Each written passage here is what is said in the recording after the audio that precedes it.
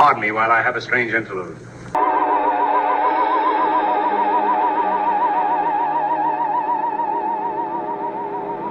There is nothing else. Life is an obscure hobo bumming a ride on the omnibus of art. Along the misty corridors of time, and in those corridors I see figures, strange figures.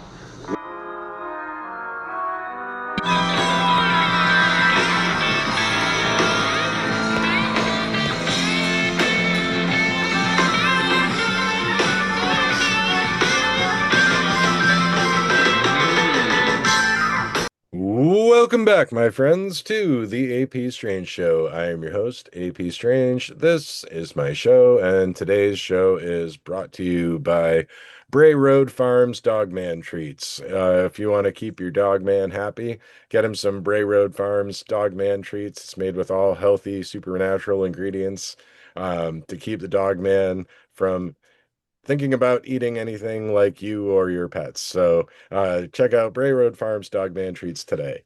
And today on the show, we're probably going to get into some monsters and things that go bump in the night because I have a real monster guy on the show, Mister Sam Shearon. I was saying before we recorded, I feel like he's always been around. He's like an eternal figure in Forteana because for as long as I've been trying to see who's current and listening to like the Micah Hanks program back in the day, it's like Mr. Sam Shearon was always kind of somewhere in the mix. He's in the background. If you own any Fortean books that have been published in the last 20 years, you've probably seen his artwork, even if you don't know his name. He's done artwork for Rob Zombie, Iron Maiden, a whole lot of heavy metal comic books, movies, including like the Nandor Fodor and the Talking Mongoose movie. He's just all over the place. So and we've kind of been connected for several years now, and it's wonderful to actually get a chance to chat with each other. So welcome to the show, Mr. Sam Shearon. Well, thank you for the invite. How are you doing? I'm doing great. Yeah, it's good to actually, sit down and talk with you. Yeah, as you said, we've known each other for a number of years, but I think this is our first sort of, so to speak, in-person conversation. So this is nice. Yeah, yeah, I think so. And I've been an appreciator of your work, and like I said, I feel like I feel like you've been a ghostly figure in the background of a lot of stuff. And just like seeing your artwork all over the place and your wonderful portraits of various monsters and aliens and other and spectral entities and things like that. So I've got to ask. I think I know the answer to this, but for my listeners, have you always been interested in the monstrous and macabre, like since childhood? I just imagine like a baby Sam already with a head full of monsters. Well, first of all, thank you for the compliment. I really appreciate it. Yeah, I have sort of been around forever in a sense. I think I've had my artwork published on more than 100 different titles now. Books for David Weatherly, Ken Gerhard, Kenny Irish, even Whitley Strieber. I did some artwork for him. Um, it does tend to be everywhere, and it's nice to sort of be recognized in that field because as a kid, and I have indeed been interested in this for I don't know, since I could hold a pencil. I've been drawing monsters according to my mum. Um, and growing up in England, I was always in and out of natural history museums. So for me, sitting underneath giant dinosaur skeletons, monsters were real. And it's only sort of expanded from there as I've grown up. And then through my teens, got interested in all kinds of, the realm of cryptozoology, that Bigfoot was something you really could go out into the field and look for. So yeah, I've always been doodling with a pencil here and there. And now I live in the dream, I guess. I'm illustrating witness descriptions, and I'm also boots on the ground, visiting these places, looking for monsters while illustrating books. So yeah, living the dream. Yeah, yeah. Well, that's excellent. And I understand you've done a fair amount of squatching. Uh, Yeah. I mean, I first went out into the California redwoods in, I think it was 2009. just after San Diego Comic-Con. I I headed out there with a friend of mine, Aaliyah Ferrier, many years ago.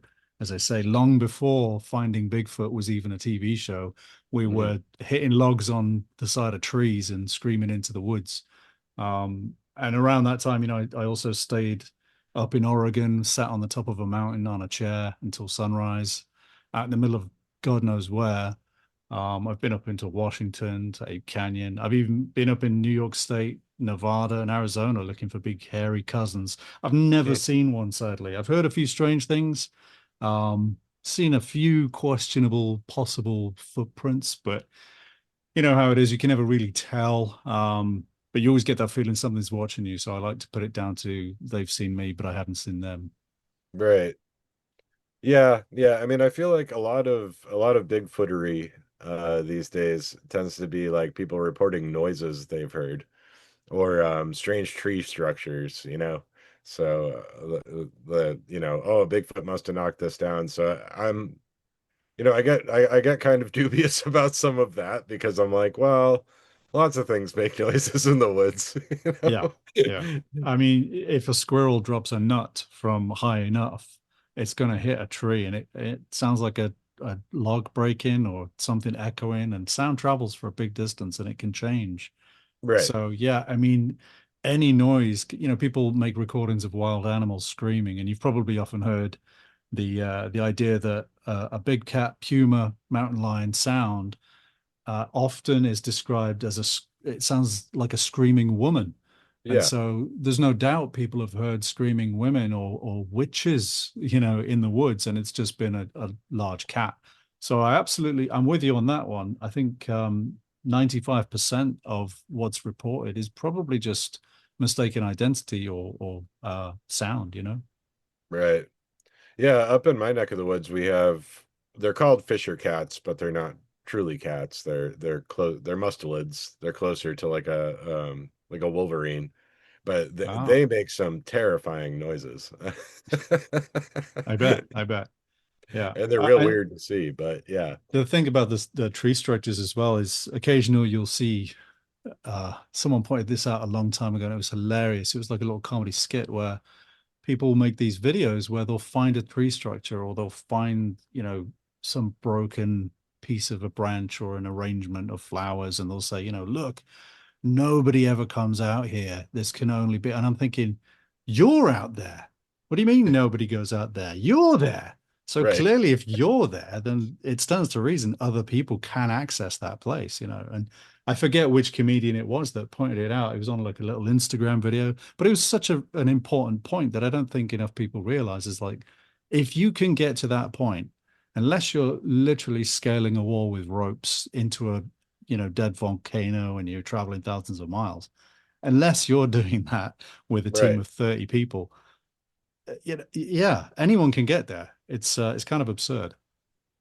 Well, that's what I always found really convincing about some of the classic stuff where the abominable snowman, the Yeti footprint, like that classic photo. I forget whose expedition it was, but there was like The Shipton a exhibit. I've got expedition. I've got the actual print up on my wall there. oh wow.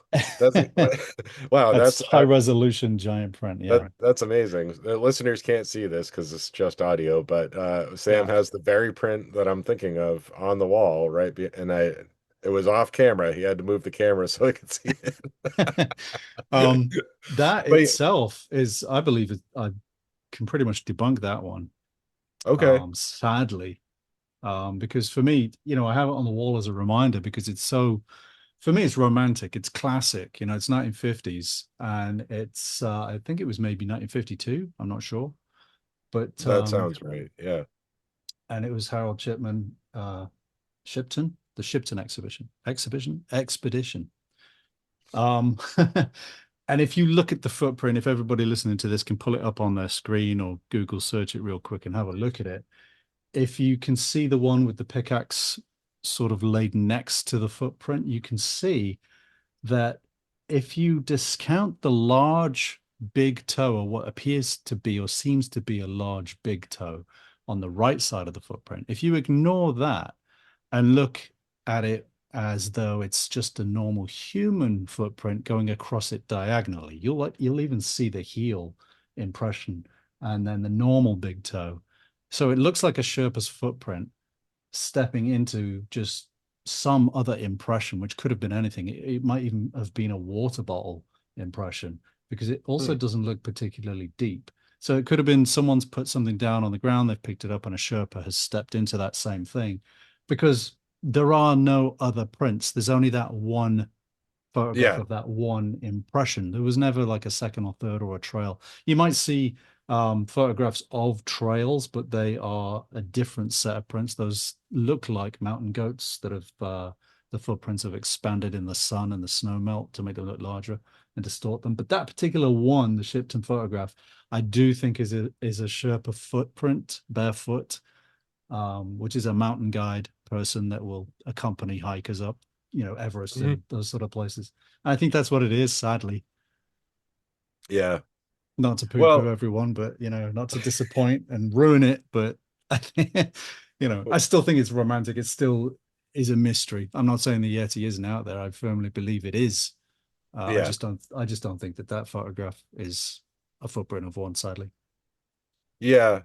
But I mean, to your point, what I was kind of getting at earlier was as a child looking at that, Hmm. that struck me as seeming like more legitimate because up on Mount Everest, I guess, the Sherpas are up there, but it would seem unlikely that somebody would go up there and plant a hoax for somebody else to Well, find, I love that But you yeah, say that. Yeah, I love that you've mentioned that because that is something that Sir David Attenborough said a good while ago now, a couple of decades ago. He was on a couch on a talk show and he was asked about the Yeti and the abominable snowman.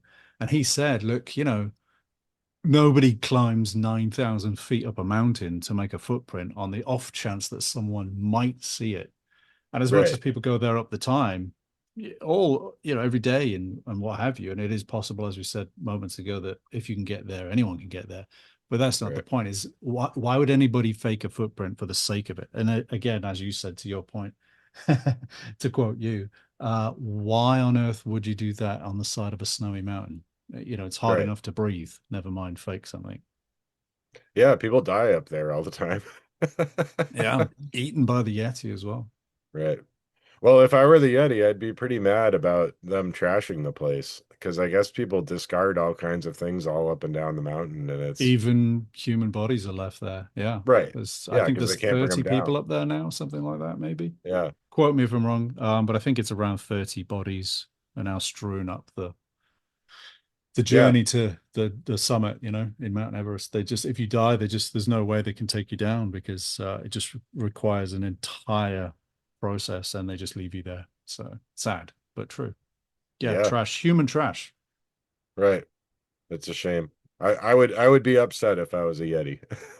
Yeah, That definitely. Yeah. I'm I don't upset as think a they live in human. the Yeah, snow. right. What was that? I'm upset as a human being, so I can only imagine if I were a Well, Yeti. yeah, we're not that far away from them, I don't think. I think we're very much on the same family tree, but yeah, I don't think they live in the snow on the mountains. I think they live, in all honesty, in the jungles either side of the mountains. And I think they cross the mountain ranges to seek a mate or food, or seasonally they just travel. I think they live in the jungles way below where nobody goes, where there is literally thousands upon thousands of uncharted jungle up in India, Tibet, Bhutan, Nepal. It's all Yeah. surrounded by jungle at the bases of these mountains. So that's probably where they really live. And they're probably very much like giant orangutans. That's my best guess. Yeah, that makes a lot of sense. I mean, I'm thinking now of John Keel's first book, Jadu, where he's kind of chasing an abominable snowman at the end of it. Right. Um, but I love when people just throw those in as well. Like if this, I've even done it myself, writing, fictional horror stories and stuff. If anyone's ever in a remote region where it's snowy, you have to put a Yeti in there somewhere. I mean, right, even Star Wars did it, didn't they? that's true. Yeah, Uh, what was that? A Bantu? Is that what that's it was right. I called? think that's Yep. what they're called. Yeah, with the Right. ram horns and everything. Yeah. Yeah. That's kind of a sheep squash looking thing. Yeah. Yeah, you're right. It is actually, isn't it? When you think about it, that's more of a sheep squatch. Yeah. Um, but yeah, I love that you have that on the wall, even though you consider it a hoax, because I feel the Mhm. same way about the classic surgeon's photo of Yeah. Nessie. Like I'll never not love that photo, even though it's almost assuredly a hoax, and it was an admitted hoax at one point. Yeah. Well, I love the situation where it was only recently that a few people have sort of claimed that actually it's a double bluff and it's still real. And they've gone to great lengths to kind of show that no, in fact, it wasn't a toy submarine, and the whole explanation for it, and that the admission was just to sort of protect someone else or to squander Mhm. money from someone else or whatever. But yeah, I'm with you on that. It's a romantic image. It's a piece of history. It's like the Cottingley fairies as well. Sir Yeah, Arthur Conan Doyle thought they were real, and yeah, that alone is to me just so deeply ingrained in history of the fantastical that we cannot just throw it away. right. It Yeah, has and its it's place in almost history. like yeah, and it's almost like incidental art. It's like art that just kind of happens and has a just out of happenstance. Like and nobody intended for it to be an art piece, but like it's kind of like found art in a way. Yeah, Because there's a yeah, whole yeah, yeah. mythology and story attached to it. And a lot of people Absolutely. feel very strongly about it. So yeah. Yeah, it's the same with the Patterson Gimlin footage. People will defend that to death. On either side of the coin as well. Some people will just aggressively say that it's fake, and they get incredibly angry and defensive and shouty about it. Same with the moon landings and that kind of thing. And then on the other side of the coin, you've got people who are just deeply upset because they want it to be real. Yeah. Whichever way you want to sit on the fence, it still happened. That was caught on camera, whatever it was. And it's a piece of history. It's a piece of something that's fantastical, which whenever it is finally, and I still think it's on the table because I've yet to personally see this documentary, so I'm not going to make any claims either side of where I sit until I've seen that new Yeah. documentary that they're claiming is proof, a smoking gun rehearsal movie or something like that. We shall see. We shall see. Yeah, I feel the same way.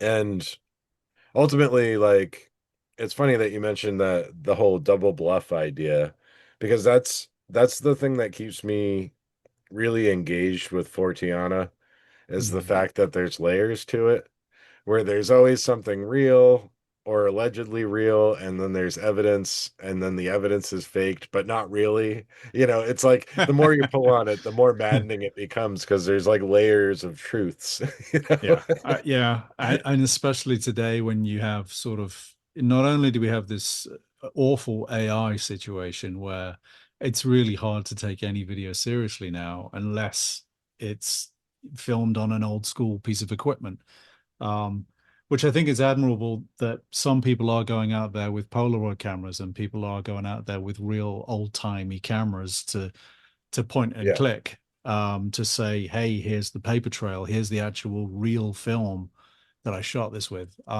Those serious investigators I take my hat off to because it's not easy.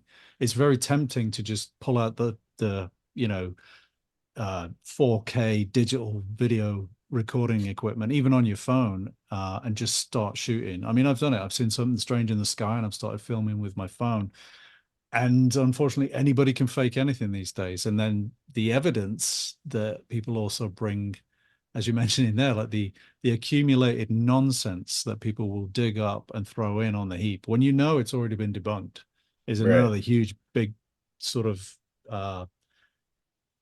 annoyance to me more than anything. Yeah, You have scores of people who are, fair enough. They're interested in the unexplained and they want a piece of the pie, and that's great. And I love that more and more people are involved with it these days. But unfortunately, what we're ending up with are scores of television shows, even not just people making little videos and Instagram podcasts, but we're having actual television shows that are regurgitating false information. Um, yeah, these sort of the caught on camera type live real send in your video type TV shows, and they'll show things that have already been debunked or are just blatantly, obviously fake or just not real in a sense, Mhm. or explainable. There was one incident a couple of years ago where a drone had captured footage of the Loch Ness monster. Some canoeists were, doing a little race down Loch Ness itself, and they had a drone following them to film the event. And they believed they had caught Nessie by the shoreline, sort of in the shallows, on camera. And as soon as I saw that footage, I thought, okay, well, to me, I can sort of say, from my opinion, there's no way a plesiosaur could live in the loch. So that to me is either a toy or it's computer generated artwork that's been animated. And I did my little digging, discovered the exact Japanese plastic toy that they had used, and they'd superimposed it onto the film. And I did a side by side, completely no doubt whatsoever this was fake. And yet Wow.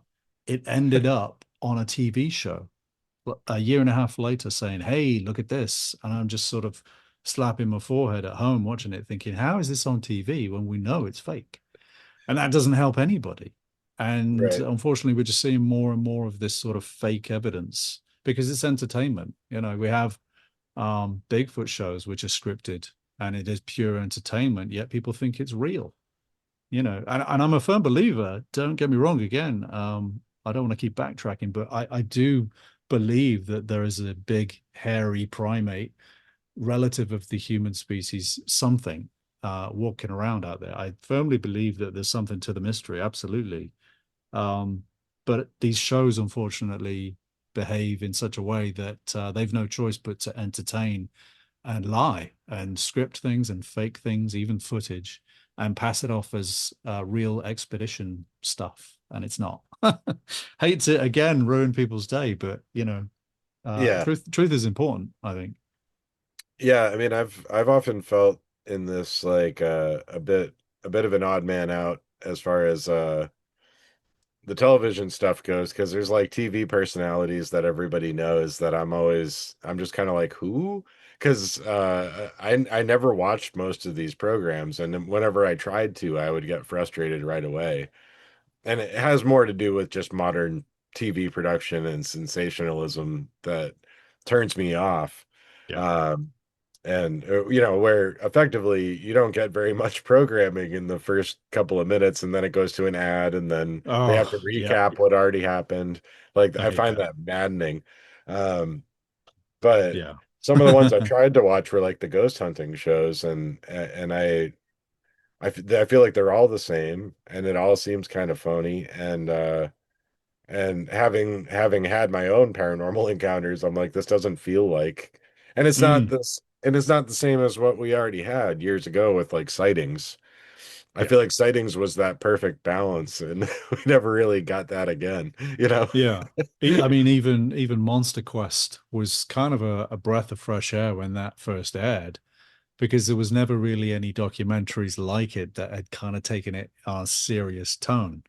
It was on the back of the X-Files where that was entertainment and it had opened many doors for many people to get into the unexplained with the X-Files in a sensational way. And you had a bunch of spin-off shows like the Roswell Teen TV show, a lot of fictional stuff came from that. But when Monster Quest aired, that was the first time for me anyway, where we had a documentary series where people were actually on the ground, boots on the ground, interviewing people, exploring, um, and recounting real events. Whereas Yeah, now they're literally making stuff up for yeah, an episode. I mean, you have these shows. I don't want to sort of uh, bad mouth anyone because it's entertainment and it's a livelihood. So I would hate to sort of ruin someone's career, but there are shows where you've got a bunch of hillbillies in the mountains, and these yeah, men are searching for monsters, and the footage they show is CGI. It's straight up fake, and it's great for kids. Don't get me wrong. It's really entertaining stuff for kids, and it's maybe a nice way to introduce them to the field. But that's not what I had when I was a kid. I was more fascinated with the real thing. For me, what hooked me was the fact that it could be real.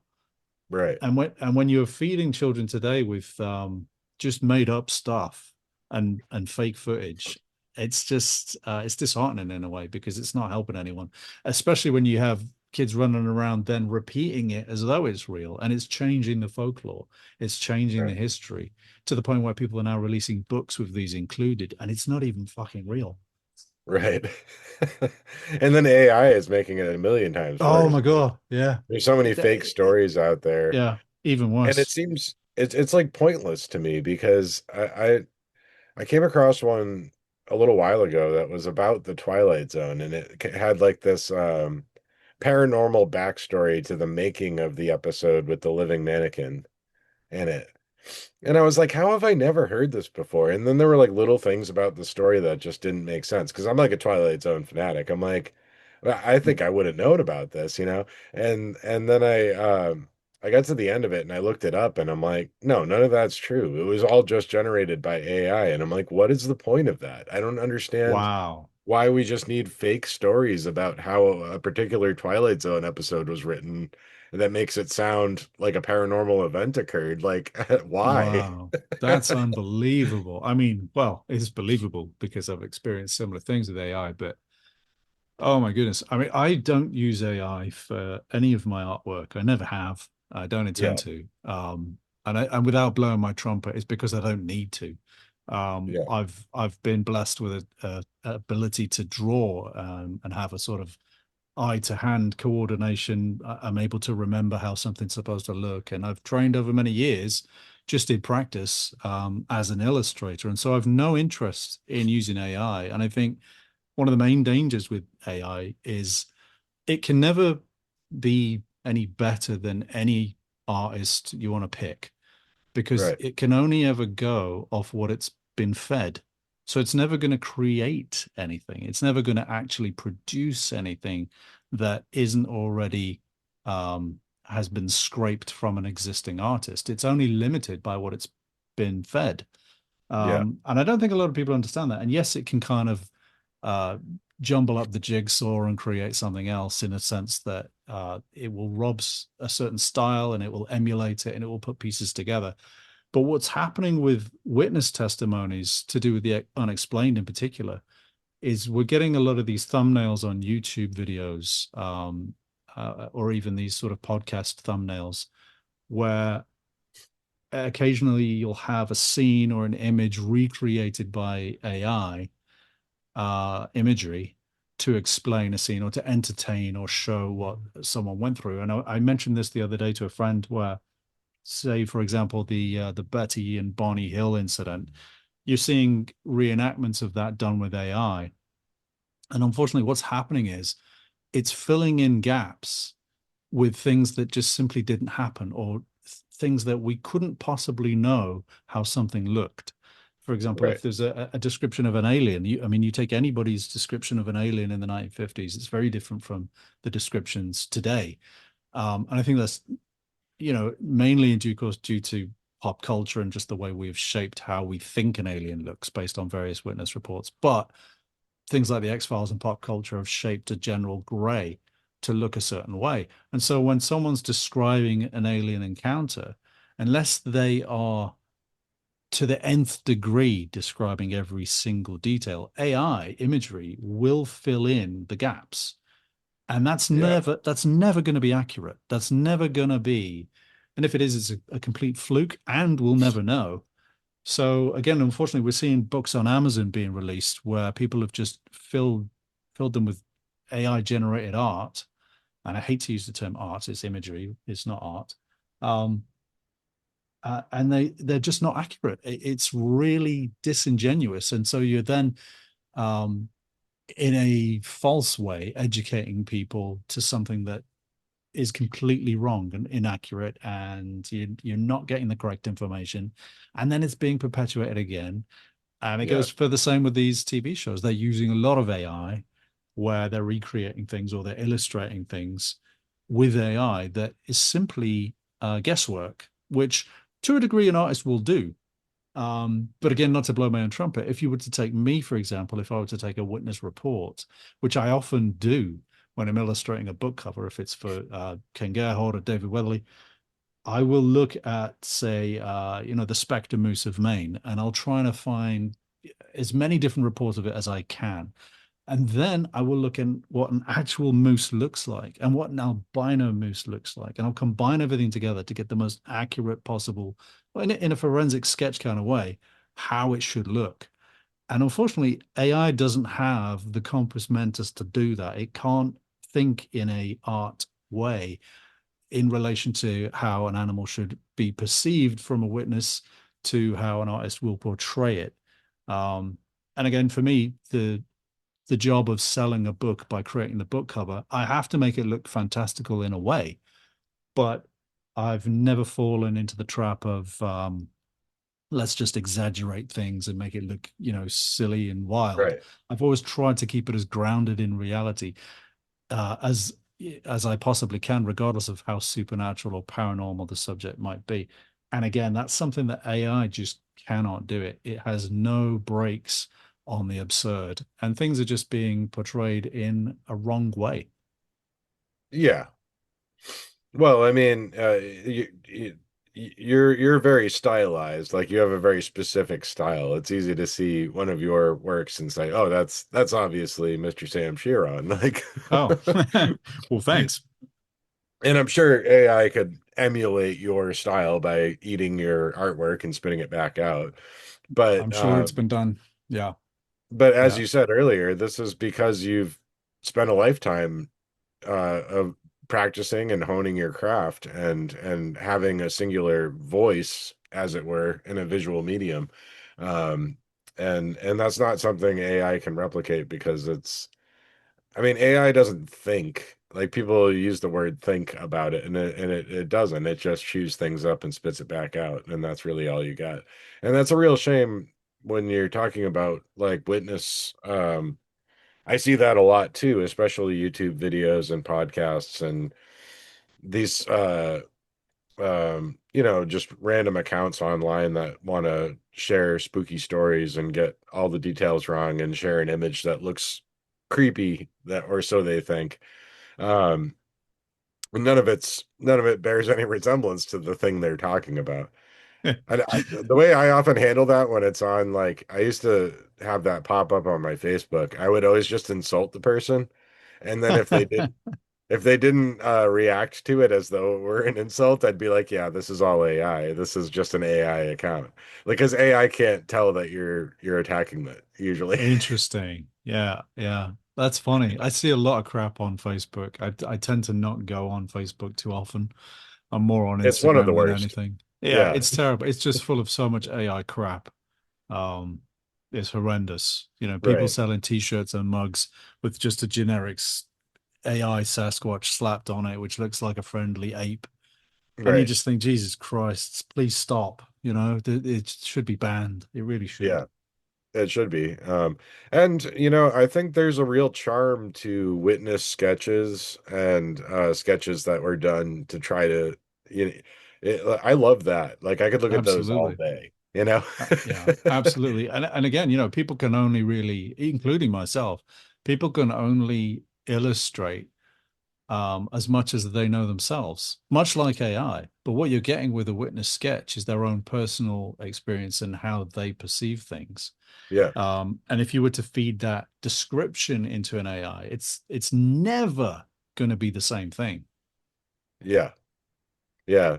I mean, what to your point there, like having a point of reference.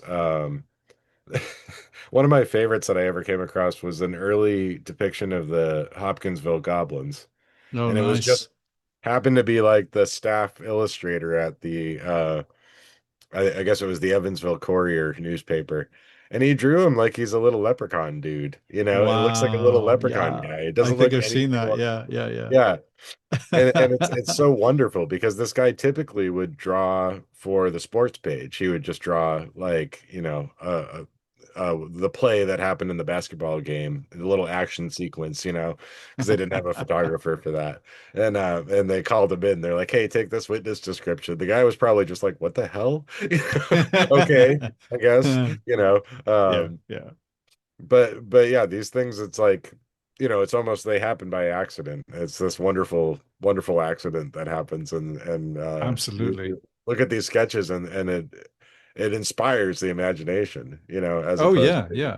I mean, a to great mere eyes. example. I was talking to a friend the other day on another podcast at Supernatural Station. I think it's a good little show. I was talking to them about Nick Redfern, I believe, was a fellow Brit, a friend of mine. I believe he was the guy that discovered the origin of the chupacabra in Puerto Rico in 1993 is Yeah, when it was first kind of exploded onto the scene. And it was witnessed by an old lady who, it then later came out, had in fact watched the movie Species on television that evening. And then she went into the back garden because she had heard some noises and had seen this thing, which some people have suggested was in fact just a porcupine climbing a tree because they're out there. But in her mind, because she had just watched the movie Species, she sees this reptilian alien figure, humanoid with spikes coming out of its back and red eyes, the typical red eyes. And Nick Redfern seems to think that that could quite possibly just be where the entire Chupacabra thing began. yeah, And then you've got people who argue, well, it's an old age legend and it's been around forever. And I'm sure, yes, there's probably variations of it. We know there's several types of chupacabra now in terms of anything that's attacked by, some mystery animal. Well, it's a chupacabra, isn't it? Wherever you are, whether it's Texas and it's mangy wild coyotes or wild dogs or some hybrid, or it's Puerto Rico and it's some kind of lab experiment, alien escaped thing. We right. don't know. But it's interesting again, like the witness's originality is always going to spawn something completely unique, and I do love that. I love kind of reworking old original first-hand accounts Yeah, and making them real, like I did with the Fresno Nightcrawlers, as they're known, even though the main footage is the Yosemite location is where the two haunted pants, yeah, the pantaloons or whatever. right. And so I tried to make them real. I tried to make them look like living, breathing aliens, even though we know that's a complete hoax at this stage. People still came out afterwards claiming to see these almost on a regular basis, where some guy said he even saw a black one crossing a road in front of his car. Huh. It just that's the thing, as you're saying there, it kind of spirals and it continues and it sort of perpetuates the myth. The original witness sketches are always the most entertaining because it really, as you say, does open the imagination. Well, I don't know that I've ever heard the explanation for that footage of the Fresno Nightcrawlers. Was it like a puppet or something, or There's a chap um on Reddit who has come forward and admitted that at least the Yosemite footage anyway. right, I'll send you the link after this. It's quite entertaining. Because I bookmarked it and he said on Reddit, he's like, it was me, and basically shows and describes exactly how it's done. And it was just a fishing wire with long pieces of material kind of sewn together and pulleyed across the this walkway in front of a camera, and that's all it was. And you can kind of see in a Muppet kind of way how it floats, and it doesn't seem to really have any joints in its legs, and right. it's very obviously a piece of material suspended in some way. It's just really hard to see how. Um, Yeah, it always struck me as kind of like a marionette, like its movements were all. yeah, I mean, when I first saw it, it looked to me like someone on stilts with giant bed sheets.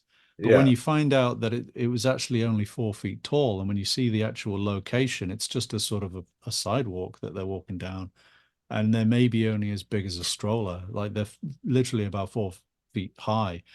Then you think, well, that can't possibly be a person then. right.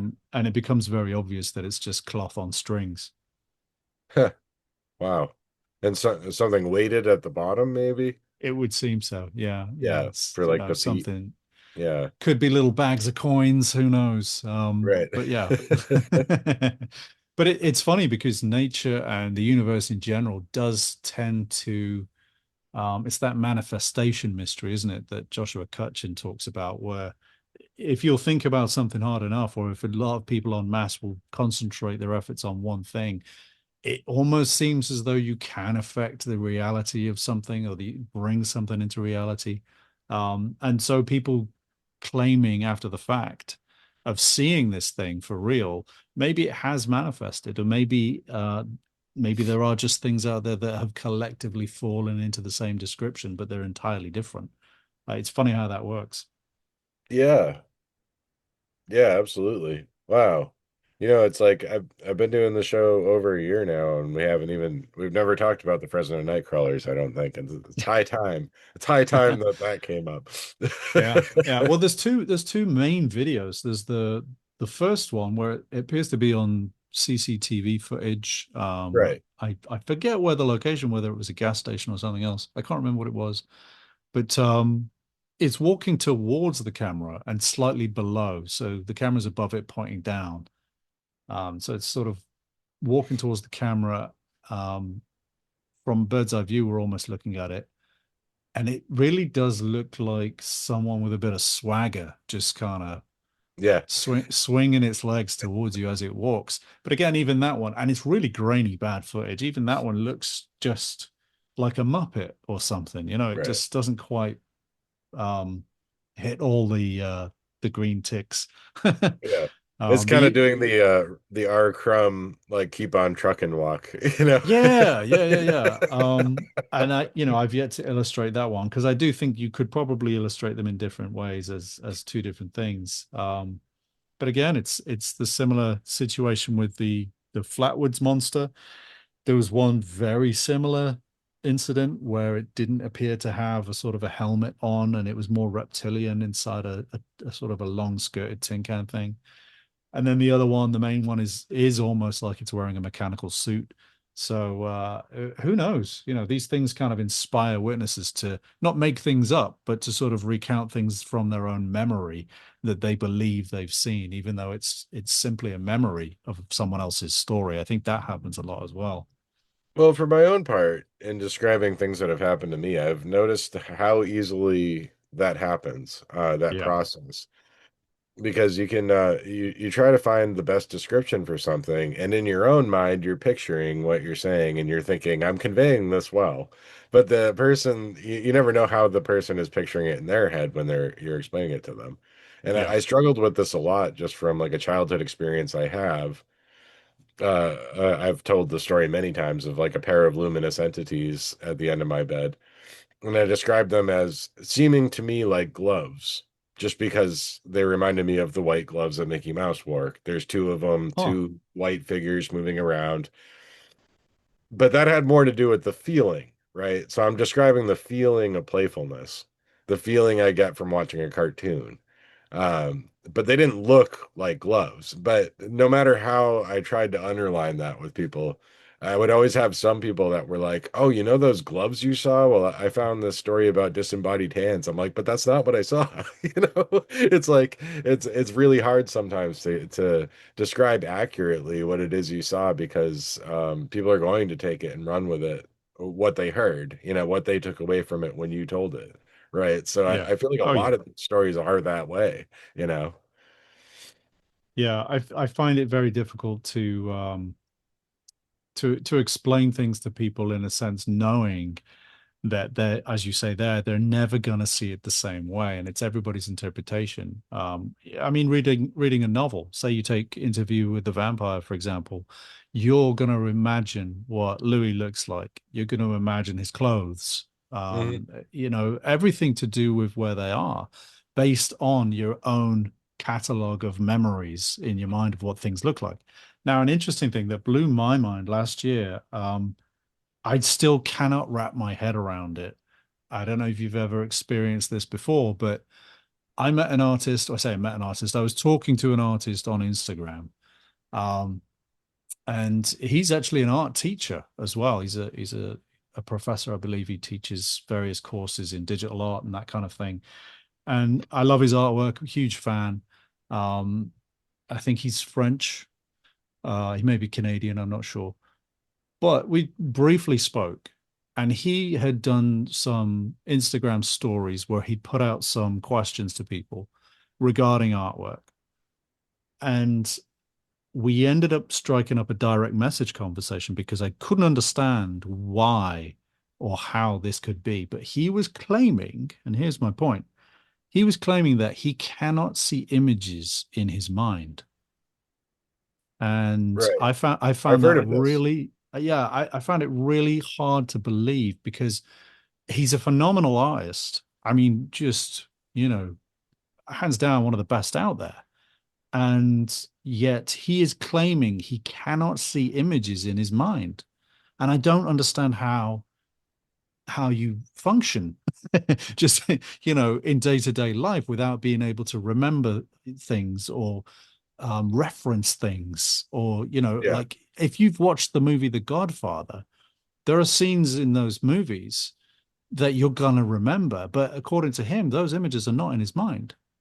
So how That does is he right. remember anything? And I almost, you know, Well, it's how as does he draw though, things? but that's That's it. the yeah, that's the Yeah. really crazy. It's like if I would say to him, you know, draw a rabbit, will he have to copy one? Does he not know what a rabbit looks like? How does that work? As you say, like, how does he Right. not know what an image looks like? And um, I wonder if it's, you know, incredibly rare. It has to be. But at the same time, in regards to witnesses whether they've seen a UFO or a ghost or a Bigfoot, what have you, it makes you wonder if there are people out there who don't have these images in their minds, as much in the way he has that similar situation. And what they then do is they describe somebody else's description because they think that's what it's supposed to look like. They will then Huh. sort of by default revert to what it should look like rather than what they actually saw because maybe they don't have that image in their head. Yeah, maybe. I wonder. But yeah, it blew my mind to find out that he couldn't see images in his mind, you know, and I don't even have to close my eyes and I can see things in my head right now as I'm thinking, you know, if I just pick up Oh yeah. anything and just, you know, it's there. Um, it's bizarre. Same here. I mean, it can be problematic for me because I have a habit to daydream sometimes, and then just wild movies playing in my head if I let it, you know. Yeah, yeah. Sometimes I can't get to sleep because I'm having such a good time in my head. Yeah. You can't even fall asleep because I'm on an adventure, you know? Yeah. Well, that's good stuff, you know. And Yeah, yeah. to your point earlier too, like when you read a book, I mean, that's one of the fun things about reading fiction and Hmm. literature. Sometimes is trying to picture it, and sometimes I've casted a movie in my head, like I can't picture the character, so I just come up with like an actor. I'm like, this actor's playing this guy, and Right. then I can picture the scene better. But That's cool. that's actually ruined movies for me because I have to admit I was never a huge fan of Peter Jackson's interpretation of Lord of the Rings, and in part because the way I pictured the ring wraiths in the book was so much scarier than what was in the movie. Interesting. Yeah. No, I could see that. I could see that. There's limitations to film as well, but Right. for my degree, when I was an art student many moons ago in England, my final dissertation, I wrote about my argument was that films are better than books. Okay. I really gave myself a challenge with that one. Um, but my argument was that in as much as you can read a book, you make it your own in your mind, and it's more personal that way. Um, if a movie is made by, say, a perfect example would be Clive Barker, when he wrote The Hellbound Heart, which became the movie Hellraiser, he directed the movie. And so Yeah. what you're getting is the accurate to a point as much as he was, you know, able to fund and the limitations of artwork and everything else to produce a movie. It still was his vision. Now, if someone else were to make Hellraiser, like we've had a recent remake of Hellraiser, and it was a different story and that kind of thing, which is a great movie, but it's not Clive Barker's Hellraiser. And so, Right. in my dissertation, I argued if the writer directs the film, we're going to get what the book should be and what it should look like. You know, as much as they could do the art direction as well, we're going to get it as much as we can from the author's head. And in that way, a film will be better because you're getting it from the horse's mouth in a sense. Hmm. Yeah, sometimes that goes poorly though. It can, yeah. I mean, Rawhead Rex is a pretty bad film. Well, I'm thinking of Stephen King Oh, there's trying to that direct. too. Yeah. Yeah, yeah. What was the one The, he was doing? What was the well, Maximum oh, Overdrive was the that was one it. that, Yeah. yeah, which I love that movie, but it's a mess. And I It's a love cult it. classic now, Yeah. but yeah. Yeah, I love absolutely. it in part because it's a mess. Um, Yeah. and he has a There's a lot great like cameo in it where he's like, honey, this machine just called me an asshole. that. Yeah, I love cameos. I've always said, to make a movie, I would put myself in it. Of course, you'd have to in the background, just Right. like Hitchcock, always Yeah. did. I'm sure you're familiar with the movie Sleepwalkers. Yeah. Stephen King obviously makes a cameo in there alongside Clive Barker, and they have a little argument together, which is great. And they're just insulting him. It's brilliantly Yeah. done. But Now, was yeah, Barker directly involved with Nightbreed when they made that? Did he direct that I too? believe so. Yeah, I Yeah. believe he was heavily involved.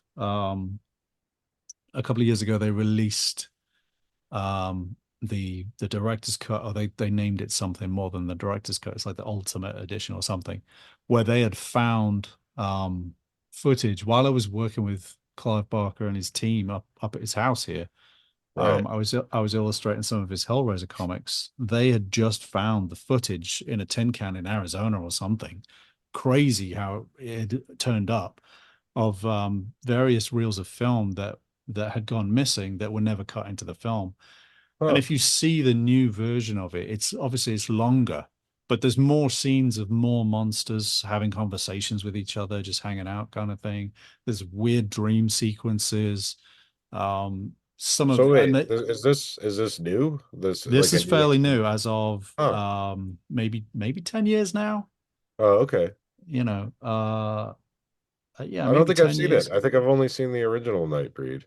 Yeah, Wow. look it up. It's out there, and it's I think it's like another 45 minutes or something Huh. of just stuff thrown in, and yeah, weird dream sequences that don't particularly make sense, but it fills out the film as one big kind of exhausting Right. monster journey of Boone, the character. Is brilliantly done. But Yeah. yeah, the footage, you can tell some of the footage is not the quality. It's not, they've tried to put a treatment on it to match it Yeah. up and color grade it, but you can kind of see where things have been spliced in that didn't Right. quite fit. But And then you yeah, have I love the missing stuff on everything, if they could just release everything, that'd be great yeah. instead of AI. Yeah. Yeah, then you have David Cronenberg in the movie as like one of the Yep. creepiest serial killer Decker. characters.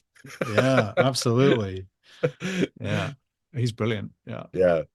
I So have uh, what I have a Decker mask behind me over there. do you really? Yeah, well, Wow. it's a handmade one. Like the weird kind of like potato sack mask. Wow. It's like, it's uh it's sewn together with buttons for eyes, Yeah. zipper up the back, but it's all hand stitched. And Oh, that's yeah, great. it's yeah, it's been around for years that. I feel like I'm remote viewing your office because I keep mentioning things that are just off camera. Yeah, it's weird, right? Yeah, yeah. That's very strange. Yeah, you could probably Wow. guess what's behind me as well. Yeah. I'll start. I'll have to change my focus to your desk drawer, and maybe I'll figure out something that's in there before we're done. Um, Never know. yeah. Um, what's it like working with Clive and his team? You were working on the comic for Hellraiser? Yeah, well, I was hired to do the animated Books of Blood. Okay. Um, and I also did a couple of Hellraiser covers, comic cover, graphic novel stories that had been fleshed out. But Mark Miller was one of the writers that Clive worked with on a lot of the later um, comic books and releases from his company, Seraphim Inc. And Clive entrusted various ideas and things to Mark that he would then flesh out, and then myself and other artists would then illustrate. And it was fairly fun in a sense that it was very open and on the table. It was kind of, there were never any sort of constraints or limitations on what things could or should look like. Because as a fan of Clive Barker's universe, or multiple universes, multiverses, Yeah. um, I kind of knew it inside out already. So anything that I would illustrate regards to Hellraiser, or the Books of Blood, even, I was very familiar with. And so it was always sort of just green light, oh yeah, trust Sam, that's fine. So it was fun. It was kind of a breath of fresh air compared to other clients I've worked with Right. in the heavy metal industry. But some Yeah. things just never pan out the way you want them to, usually due to finance more than anything else. It's nobody's fault when that happens. Companies just run out of money, and sadly everyone has to pay rent, and so some things just never ever see the light of day. um, Yeah.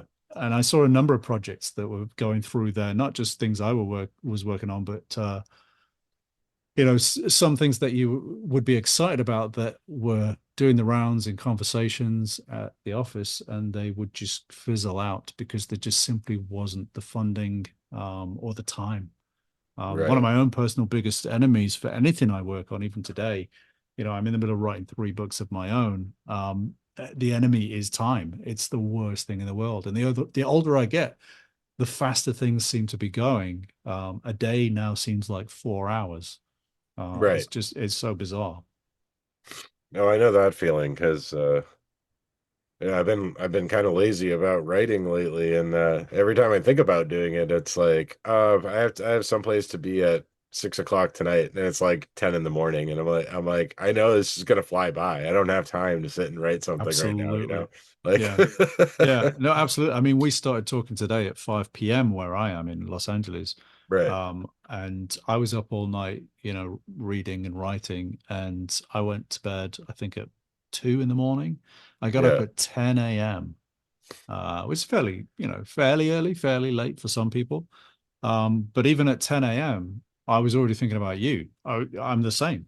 I was right, thinking, oh God, I've got to do this podcast this afternoon. Oh, I've got to, make sure that I've got all this sorted out beforehand and turn my phone off and all of that kind of nonsense. And right, yeah, as you say, that was like hours until I was talking to you. yeah. Yeah, well, it's a lot. I mean, I try to be kind to myself and be like, you know what, there's no rush. You do stuff when you want to do it, you don't have Yeah. to. Yeah. But I do beat myself up other times where that you ought to be doing more. What are you doing? You know. I'm the same. I'm Yeah. the same. And I think it's part of getting older as well, is the sort of in the back of my mind anyways, is the sensation that I'm running out of time in terms of Right. years. There's only Yeah. so many years. If I live to 80, that's 2000 weeks left. Well, that Right. doesn't sound like a lot at all. So I better get on with stuff. And then you burn Right. out. You work on, a ton of stuff, and then you just mentally drained, and you don't want to do anything for like a month. Um, Yeah.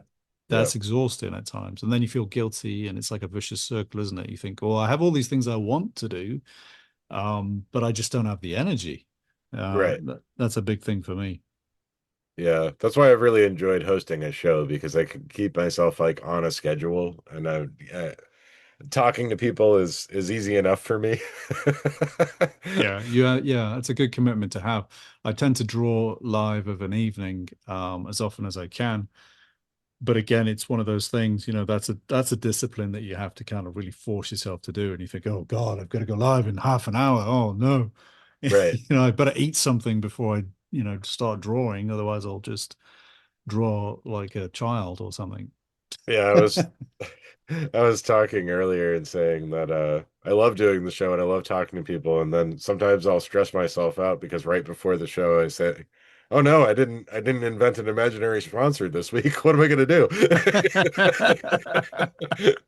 I love it. So because I made that commitment for myself, but Yeah, yeah, that's but good. That's good. I was gonna ask you about that because you have a Patreon and you do these live drawing sessions, and I saw something about a seance as well.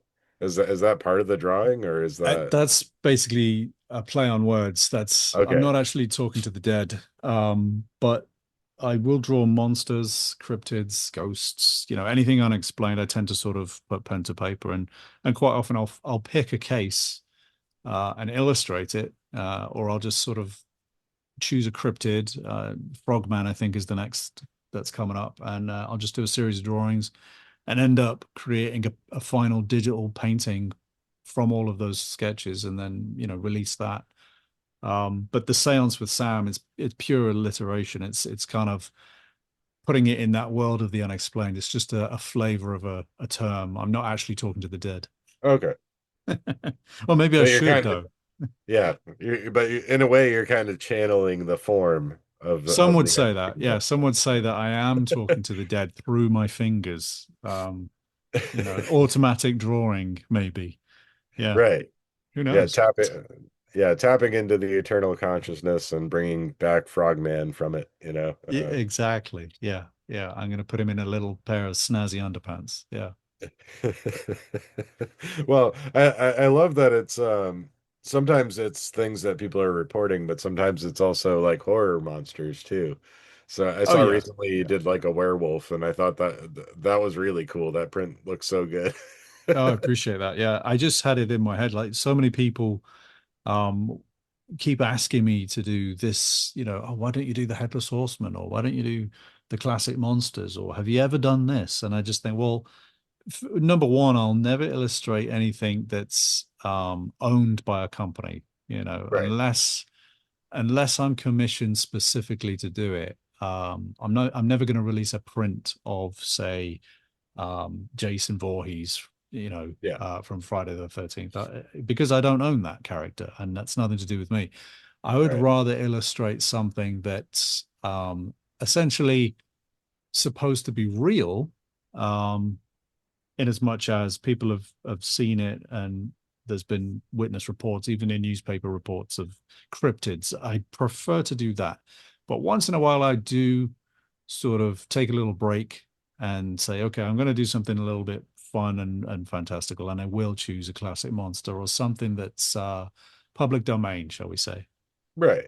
Yeah, like it's not like you drew the Lon Chaney Wolfman or Exactly. Exactly. yeah, it's I've a made it my werewolf, you own. know, a Yeah. folkloric werewolf. Yeah. Yeah.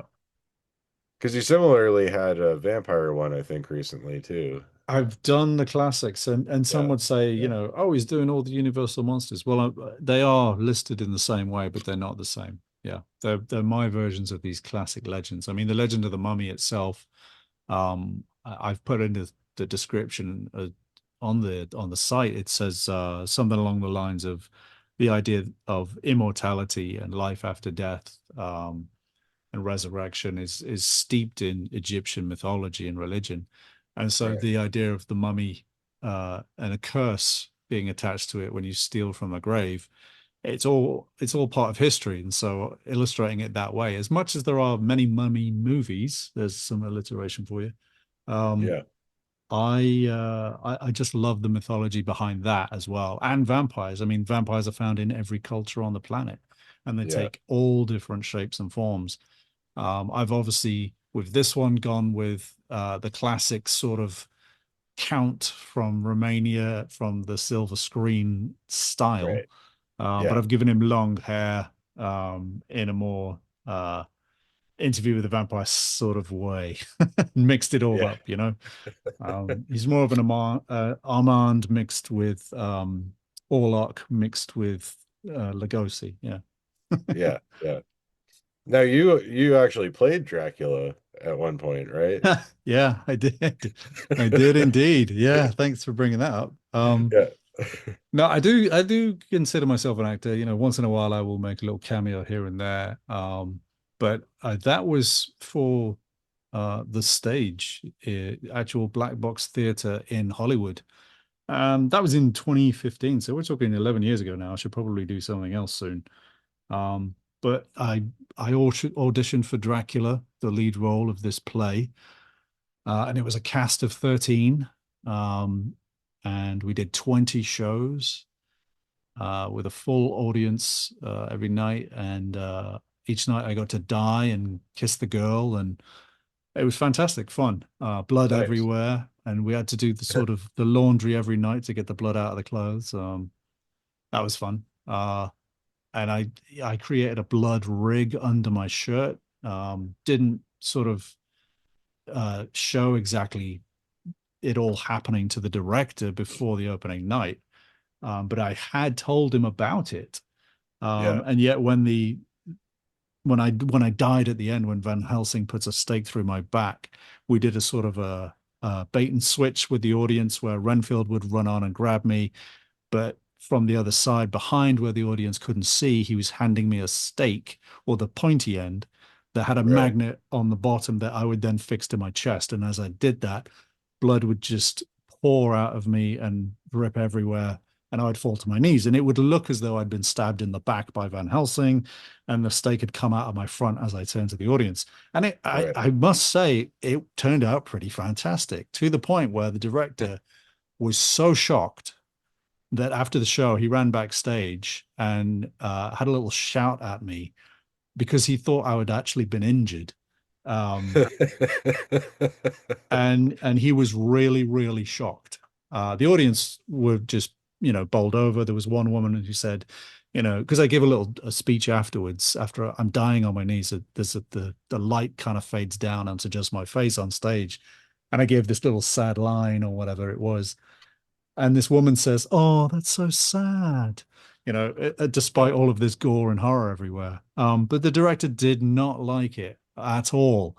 He got the fright of his life because he thought I'd actually fallen on something and that I was essentially dead.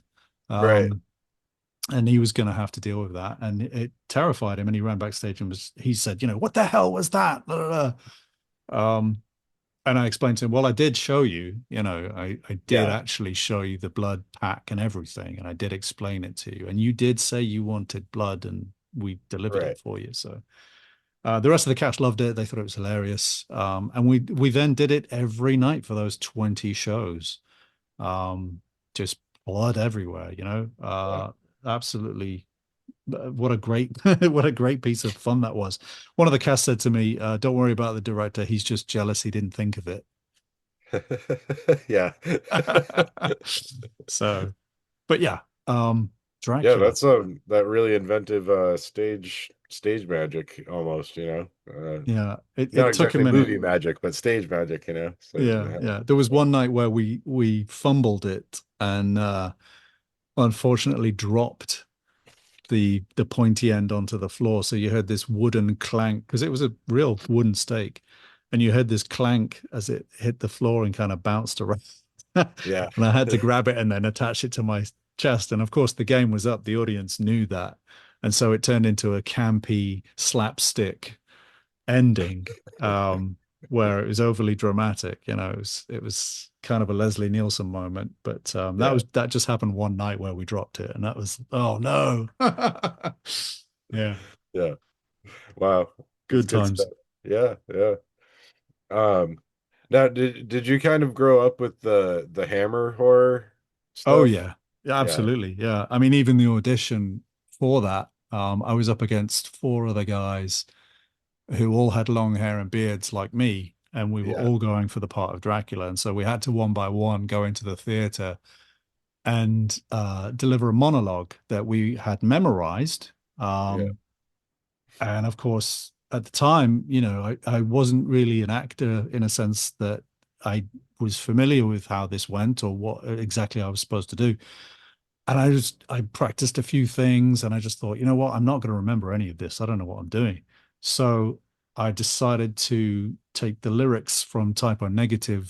There's a song called Black Number One. And I knew the lyrics inside out because I was a big fan of the band. And then when it came to the audition and the director called me in for me to deliver my monologue, I stood on the stage. You've probably seen these movies where people audition and the director's sat in the audience with a clipboard and you're just on stage on your own. Well, that was me. And I recited Typo Negative song, but in the style of Christopher Lee, just talking. Right. Um, and so the Hammer horror and everything that I had grown up with started to come out. with this, Christopher Lee kind of thing. Yeah. And it was so much fun because at the end, the director was like, "What the hell was that?" It was one Right. of the things that he would say quite often. Um, and I explained to him what it was, and he said, "Oh, well, if you could just wait outside, because he clearly picked up on something there of value to him." I Right. think being British probably worked in my favor as well. Yeah. The accent probably helped. But the other Draculas went in, and one by one they gave their monologues, and I could hear them through the air vent, and they were giving these big, booming sort of renditions of Shakespeare and what have you. And I just thought, well, I'm not going to get this role, am I? And then I got a Right. call the next day. I'd like you to be our Dracula, and that was it. 20 shows. I thought, Jesus Yeah. Christ, what have I done? Right. But I did it, we all did it. And I made some great friends out of it as well. I met some other actors that are still friends to this day, which I hope to cast in my own movies at some point. Right. Well, you said you had some writing projects going on. Are you writing movie scripts Yeah, or in a are sense, these? yeah. Yeah. I have three books currently writing. One of them is a collection of short stories, and the other two are stories that were originally meant to be in there. They just became too large, and so they've become books on their own. But they're all centered around, at least this series is centered around creepy Christmas, which is the dark Yule folklore, the pagan original winter legends of monsters and fey creatures and various things from around Europe, Iceland, Germany, Great Britain, France. They Cool. all have these strange, not just Krampus, there's far, far more than just that one character, of which there are Right. many in itself. So I got the trademark. Managed to register the trademark for Creepy Christmas, which I now own. And I'm now releasing artwork and books and the, the story series itself, which is part of the books, is already on the table with two producers. So that's pretty exciting. Yeah. Yeah, that sounds great. I mean, I understand that's a very British thing, the ghostly and creepy stories around Christmas time. Absolutely. Yeah. I mean, that's where it all came from, isn't it? Yeah. I think it was the 18th century. It was women who we can thank for the ghost story around the fire. In general, most women were making a little money on the side by writing horror stories and ghost stories for newspapers and magazines, because they wanted their own money to, buy whatever they wanted instead of Right. have to ask the husband for money to buy a dress or something. They took it upon themselves. Well, I'm going to make some of my own money, and they wrote these fantastic stories. And there's many of the older ghost stories, if you look back, are all written by women. So today's horror movies and a lot of the ghost stories and legends that we have are all thanks to the fantastic British women. Huh. Wow. Yeah, so it's not just Mary Shelley. Not just her, yeah, not just Percy either. Yeah. Yeah. Yeah. Well, that's fantastic. Um, uh, so, I imagine you'd want to like make that release around Christmas time if you were going to release these as a book or a movie, right? Well, yeah, I mean that's the thing. With the Christmas releases, it has to be timed perfectly. But Right. the main enemy is Halloween. I would argue that, and I often argue, is Christmas is far darker than Halloween. It's literally the season of death, and Yeah. a lot of people don't kind of, they don't put two and two together and really look at it the way it is. Christmas is you're fighting off death and you're trying to survive the winter to look towards spring and the new year, and everything within that season is dark and you have to keep everybody else safe. And all of the legends are mainly, most of the legends around Europe are based on keeping children safe from wandering off into the woods because there's monsters out there. And of course, thousands of years have passed where we did have wolves and bears and God knows what, possibly even giant wild men covered in Right. hair living in the forests of Europe, alongside us. We know we lived alongside different types of hominids. So it's quite possible these legends have been passed down through the ages as monsters to stay away from, particularly in the winter. And you can even look at today's examples with the natural history of grizzly bears. If a bear hasn't eaten enough for the winter, it will become rogue and it will just attack anything, and it will go at great lengths to find food, Right. to ensure that it has enough food through the winter. And some of them will leave hibernation just a little bit too late. And if you're out there, it's going to go for you. And those kind of stories, again, have been around for thousands of years and have developed into these fantastical fairy tale legends of horned goat people, and they'll catch you and drag you away. So Right. when Halloween comes around, that's the perfect sort of time just after to start selling this stuff, because people Right. already have that creepy, fun, scare each other vibe for entertainment in their blood. As particularly in America, Halloween is a huge industry. It's not what it was in Ireland when it first began, let's say that, but it's now a huge, as you know, multi-million dollar industry, as is Christmas. But Christmas with the dark side, it's something that I have really tried to sort of corner into my field of what I'm doing, and kind of own that section. And really push it out there as a whole universe. There's plenty out there. There's plenty of Christmas horror. There's plenty of Christmas ghost stories that already exist. So it's not as though I've invented it. It's enough for Right. people to be reminded of it, to go and find these things. Yeah. Yeah. And I think it's a lot of fun. And I feel like social media and, or more broadly, the internet has allowed people to connect with a lot of folklore that they probably weren't brought up with, or it's not local to them. But, like a lot of Yeah, the Northern European stuff. I absolutely. remember, yeah, I feel like in recent years, there's like a giant cat, uh, and that like attacks you if you don't wear the clothes that you got for Christmas or something like Yeah, that. the Yola cat, or and the Yule cat. Yeah. Um, I feel it's like actually that's the become a thing in recent years where people like bring that up every year now. yeah, it With even Lake of ended up in a Krampus Kurt becoming, Russell yeah, movie. Yeah, it's a funny one. It's supposed to be a giant black and gray, sometimes just pure black, a huge cat that lives in Iceland, and it's the pet of a troll, a big ogre type witch who lives in a cave, and she's called Gryla. And Gryla's, or Grilla, some would say, she lives in a cave with her husband and 13 sons who are all trolls also. And each troll has a different mischievous attribute or a role to play, which again are sort of little guides on how to keep the house safe, like closing windows and things like that to make sure that this particular troll doesn't steal by reaching his arm and make sure that the windows are closed, or leave your clothes on the path to dry properly, otherwise they'll get stolen by another right, troll, or sausages being cooked, make sure you don't leave the door wide open if you're letting the smoke out after cooking, because he'll come in and just take your sausages. And so that you have all of these little guides, which are mainly for children. But I think also back in the day, they were also for adults.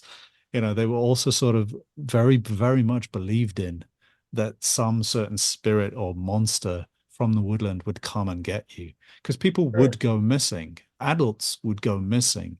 And so it wasn't just fables for children. And I kind of like that. And I think, as you say, with social media, the popularity of it spreading like wildfire now, particularly in America.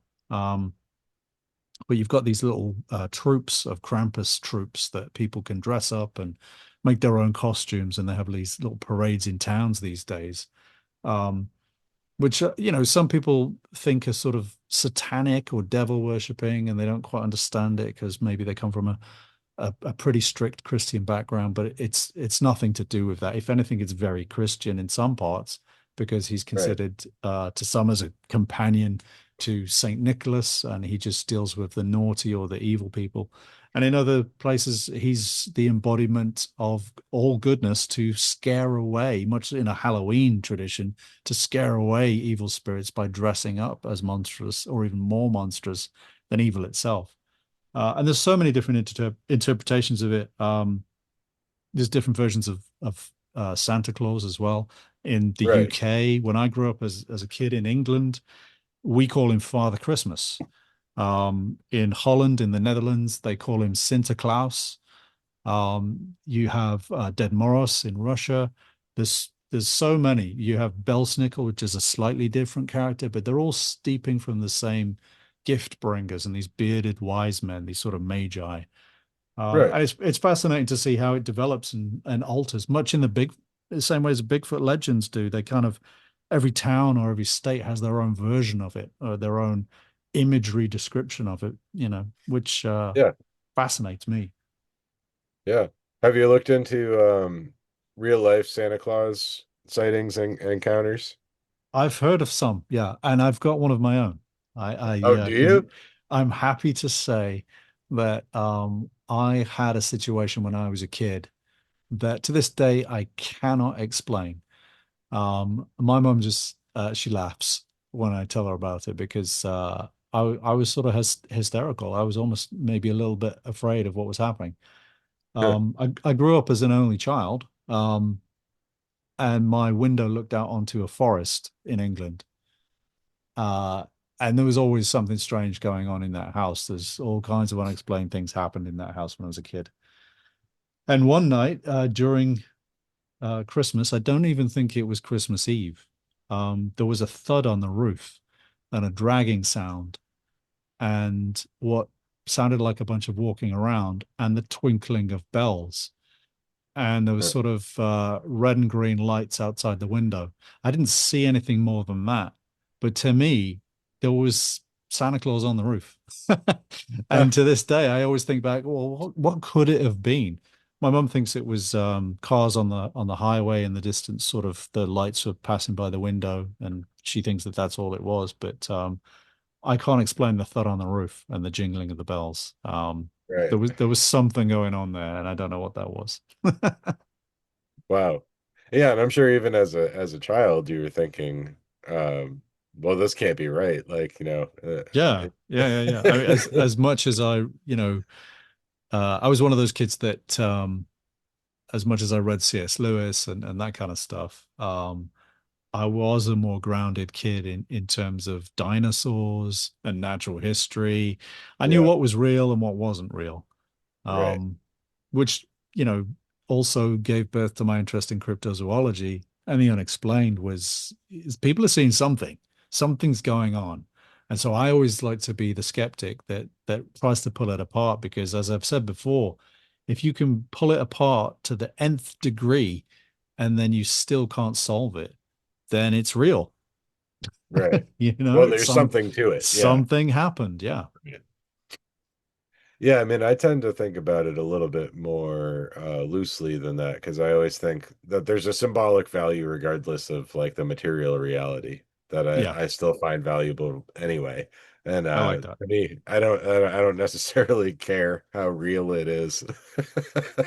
And I think that's upsetting to some people. I'm like, oh, it was a hoax, so like, I Yeah. don't really Yeah. think there's any such thing as a hoax. I think the real hoax is the idea that hoaxes exist. Interesting. Ah, that's a fun way of looking at it. Yeah. I mean, I think most people don't like the wool being pulled over their eyes, especially when they're caught out and it's pointed out Yeah, to them and they feel a bit foolish maybe for going along with something. And some people will be diehard defenders, as we mentioned earlier, of right, footage. They'll die on their deathbed saying it was real, even when right. it's blatantly, the people who've perpetrated the hoax will come forward and say it to their face, like, no, it was me. Yeah, They don't believe it. They don't believe it. yeah, I find that wildly entertaining, yeah. if a But little sad.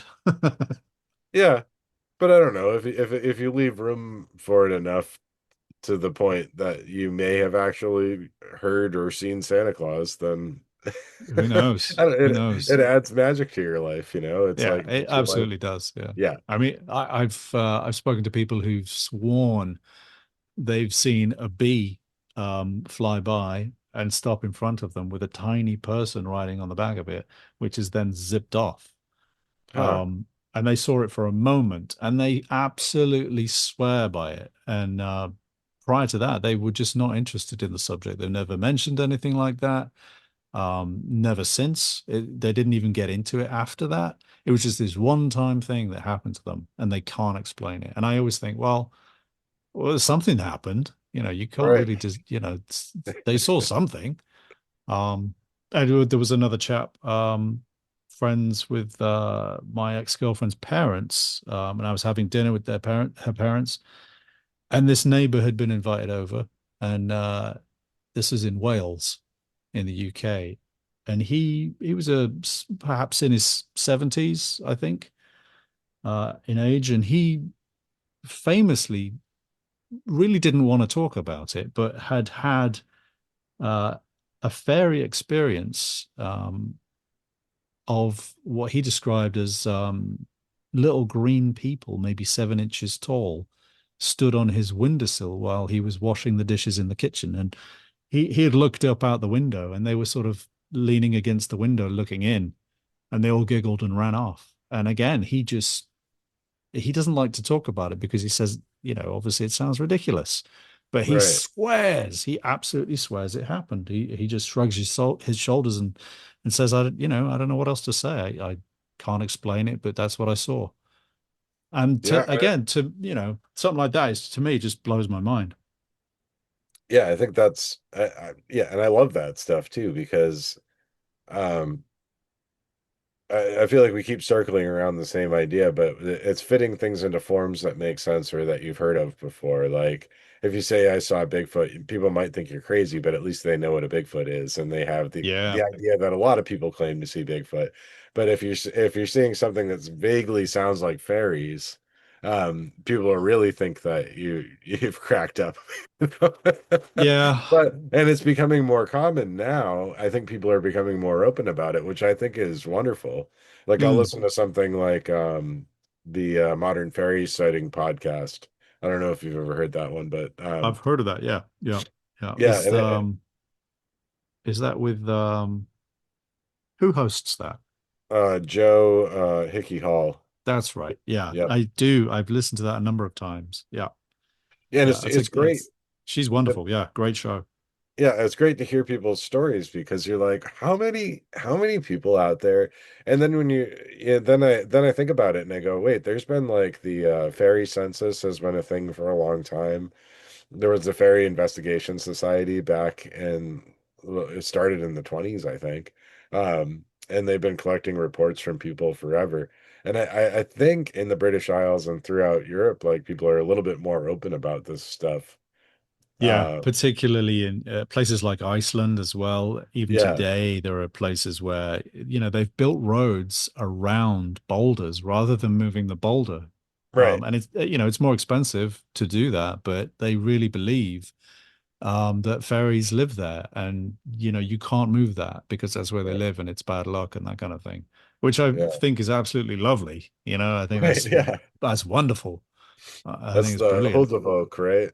That's what Yeah, they yeah, call yeah, yeah, the yeah. hidden There's all folks. kinds of stories of underground Yeah, trolls, and interestingly enough, people go missing in boulders and berry fields and that kind of thing, and it makes you wonder if there's something to it because it tends to have boulders involved when people have gone missing.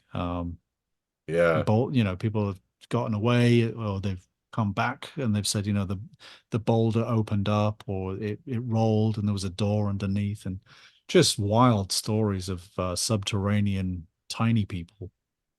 yeah. Yeah, yeah, I absolutely love it. I love it. I hope I get to see one someday. Um, Yeah, me too.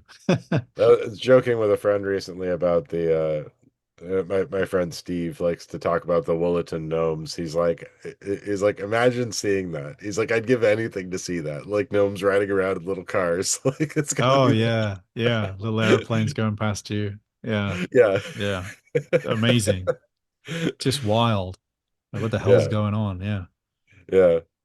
And I Well, think as you say, it is becoming more popular today because people are trying to, they're getting their head around it by tying it to aliens and UFOs now, saying that maybe back in the day we didn't have the terminology or the language of UFOs and aliens as we do today. Much in the same way as the word dinosaur didn't exist, until a couple of hundred years ago. And prior to that, people called them dragons. That's a Right. popular one that's doing the rounds at the moment. People have always found these bones in the rock, and they've had different names for them for thousands of years, and made stories of them and that kind of thing. So perhaps that's where the legend of the dragon came from. Until um, it was Owen, I forget his last name. So Owen something. I came up with the word Yeah. dinosaur. I should remember that, and my mind's just gone blank. But yeah, it's the same with the fairies. We didn't have the name UFO or alien, and yet people were being abducted. People were being taken away by strange lights and Right. twinkling sounds. Yeah. Um, and on the face of it, that sounds like the same thing. So maybe that's exactly what they are. Or maybe Right. it's not. Maybe they're small, tiny, insect people. I tend to think there's a multitude of things going on, and you know, there tend to be different confluences of events that can occur and manifest in any number of ways. I don't think there's one answer that solves for everything. Oh yeah, I absolutely agree with you. I'm on the same page. Yeah, I'm right with you. There's more than one answer, and I think that goes the same for Bigfoot and ghosts, particularly ghosts. Or the ghost phenomenon. I think there's definitely more than one thing going on, Right. and it's all correct. It's. I don't think there's any one wrong answer because there's always a way you can explain it into each different scenario. Yeah. Yeah, I'm coming around to thinking that if there are answers, it might be within the poltergeist realm. Um, because that's the stuff that I'm most familiar with. That's my personal experience. Oh. But having thought about certain cases like Jeff the Mongoose or like the Mhm. Dottleston messages and stuff like that in the lens of poltergeist activity, I'm like, yeah, poltergeists are damn weird, I guess. Like there's there's something really weird, and if you can explain that, you probably goes a long way to explaining a lot of the weirdness, you know? Yeah, yeah. It's I've heard some frightening stories to do with poltergeist. Some that are straight up worthy of a horror movie.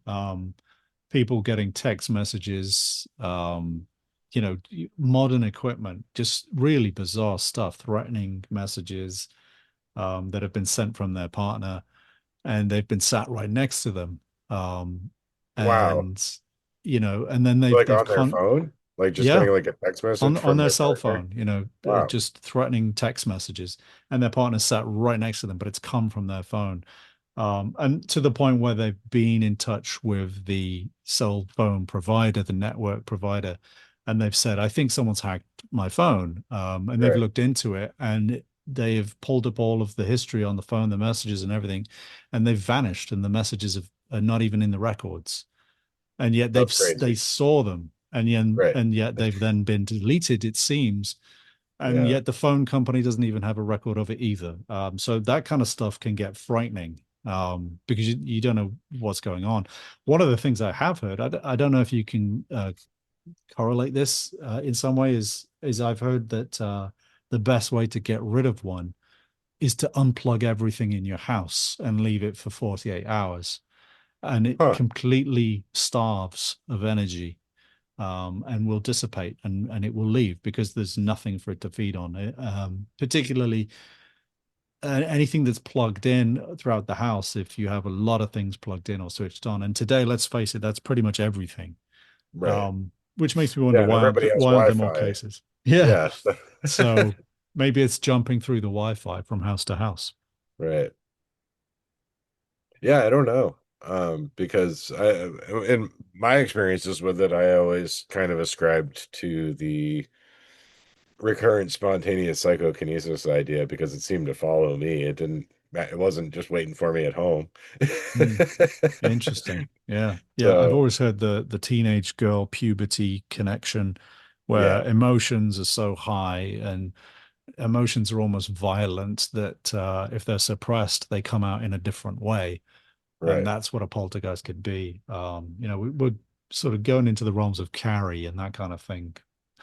But yeah, my thought on that is that comes a lot from early parapsychology, which had a lot of psychology, or more accurately, psychoanalysis involved. So Right. it was a lot of Freudian stuff where like, Again, just one avenue of a multitude of answers, right? right, yeah. So it tended towards like, oh, repressed sexual desire for or a father figure problems, and stuff like that. Stuff Mm. that, I don't know. I'm not a huge fan of psychoanalysis. No, yeah, everybody's different. Yeah, I Right. believe that everybody's different. But So, it can happen to anybody. I mean, anybody could have poltergeist activity going around, and the whole mhm, idea that it happens with a teenage girl or a preteen girl to me is mm, pretty specious. Like it can happen with them, sure, sure. but Yeah, yeah. it can There happen was with any. to your point there was a case in the 1980s that I remember being told as a kid, um that there was an abandoned house in the town where I grew up. And rumor has it that there were poltergeists in there, and some of the teenagers would dare each other to sort of go in until one of them had been stabbed. Um, and the police went in to kind of look for the perpetrator, and one of the policemen went upstairs and witnessed a kitchen knife rise up off the floor and cut into a foam mattress, almost as a demonstration. And he stood there and watched this thing, and then turned and ran. And that Oh, was the story, that even the police had witnessed something in broad daylight of a flying knife. So yeah. it's one of those urban legends, you know? Wow. Yeah. Oh, that is pretty crazy. Um, but nobody knows if it was true. Probably not true. Nobody knows. Yeah. I certainly don't know. Because I'm just the storyteller. yeah, as far as I know, I don't think there really are any cases of somebody being like seriously hurt or killed by a That we know poltergeist. of. Yeah, You that know, we live know of. live to Yeah, tell the tale. right. Yeah, I guess the murder victims of poltergeists have Yeah. not been forthcoming Yeah. with their stories. I'm sure Bigfoot's killed many, many people, but we'll never know. Right. Yeah, only Bigfoot knows where the bodies are, is the problem. Exactly. Yeah. Yeah. Well, yeah, I mean, we've been going for a little bit here, and as we wind down, I guess I'm going to ask you a question that I feel like I might know the answer to, but if you could experience any of the weird phenomena personally, what would it be? Would it be Bigfoot? You know, it's I've always I've always pondered what it would be like to come face to face with a Bigfoot. And even, sitting in the Klamath River in Willow Creek in nothing but my boxer shorts on a hot day.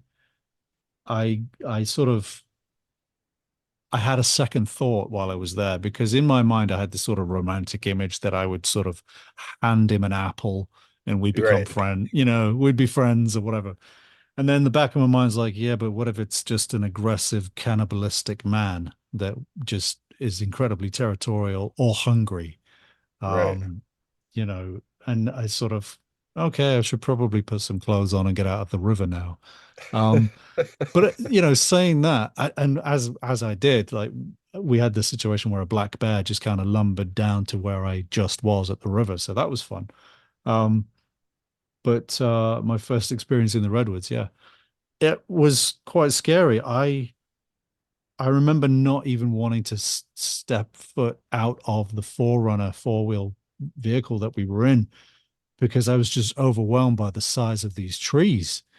And Yeah. I was just, yeah, as a British guy, I've seen them on TV, I've seen them in books, these giant redwood forests, just incredible.